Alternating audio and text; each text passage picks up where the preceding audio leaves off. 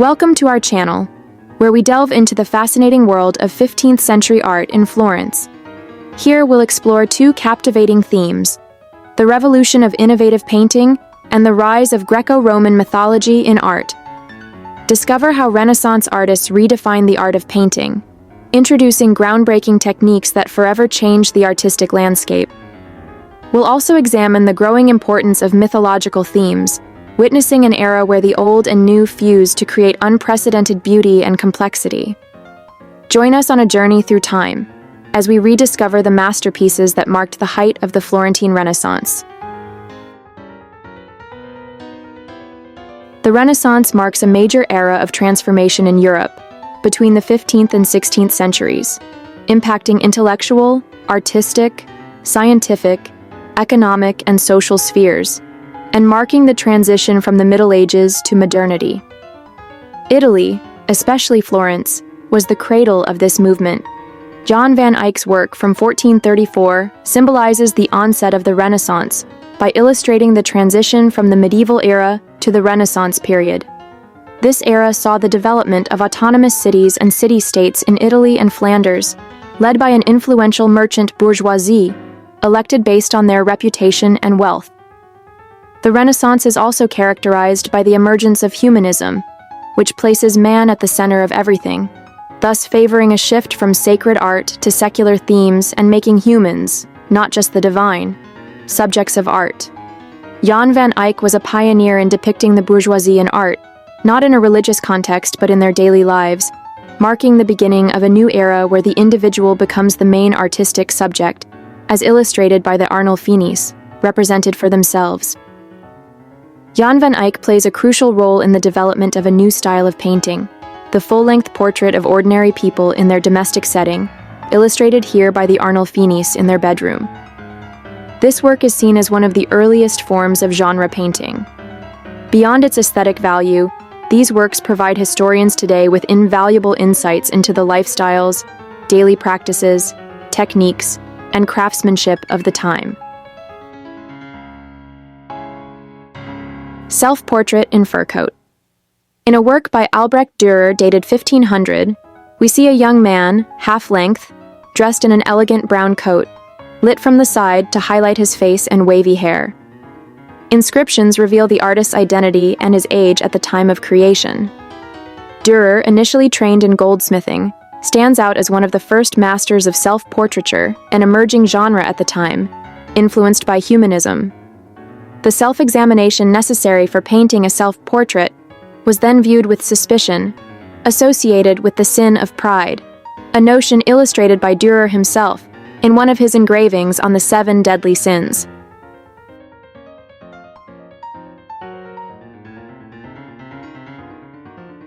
The influence of ancient culture on Renaissance art focuses on the deep meaning of gestures and symbols in portraits of that era. Through elements like hands and their gestures, Renaissance artists like Dürer and Botticelli incorporated references to Greco-Roman antiquity, reflecting the rebirth of classical ideals. Botticelli's work, The Birth of Venus, perfectly embodies this reappropriation of mythological themes, presenting the goddess Venus in a composition that blends beauty, poetry, and ancient symbolism. References to ancient works and concepts, such as the gestures of Roman orators or postures inspired by Greek statues, show how Renaissance art sought to capture the harmony and idealization of human and divine nature. In doing so, Renaissance artists not only paid tribute to the wisdom and aesthetics of antiquity, but also laid the groundwork for exploring individual expression and personality in art. Sandro Botticelli, a major Florentine painter of the late 15th century, was chosen in 1481 to contribute to the decoration of the Sistine Chapel in Rome, alongside the most renowned artists of his time. Although known for his religious-themed works, his painting The Birth of Venus, painted around 1484, stands out for its mythological subject and the representation of a nude female figure, a novelty for the time both in theme and technique, since it was done on canvas. Lorenzo di Pierfrancesco de' Medici, from the powerful Medici family that dominated Florence, is likely the originator of this commission. In Botticelli's The Birth of Venus, The goddess Venus is depicted at the center of the canvas, nude, standing on a seashell, evoking her mythological birth. To her right, a female figure awaits her with a cloak, while the breath of Zephyr and Flora, on the left, guides her arrival on a shore, likely the island of Cythera. The landscape includes plants associated with Venus, such as laurel and myrtle, and Venus's pose is inspired by ancient Greek statues, notably Praxiteles' Venus de Cnide. Botticelli also drew inspiration from a poem by Angelo Poliziano, reflecting the humanist influences of the time. His artistic approach, focused on flowing lines and soft colors, contrasts with the naturalist trends of his era. Botticelli's The Birth of Venus is imbued with Neoplatonism, a school of thought that revalued Plato's ideas during the Renaissance, seeking to reconcile the ancient pagan heritage with Christian doctrine. This work transcends the simple ancient myth to explore the Platonic concept of love, which leads from attraction to physical beauty to the love of knowledge, the highest form of love.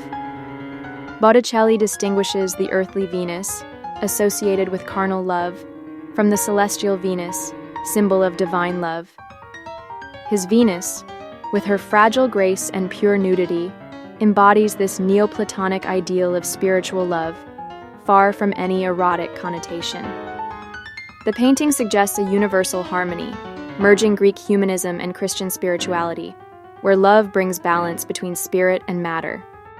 If you are passionate about art history and eager to deepen your understanding of the wonders of the Renaissance, don't hesitate to subscribe to our channel. Each week, we'll take you on artistic adventures, exploring the nuances and stories behind the iconic works of this fascinating period. For even more enriching content and exciting discoveries, also visit our blog, Chronicle of French Art, where we share in-depth analyses, captivating stories, and unique perspectives on French art. Subscribe now and become part of our community of art and history enthusiasts.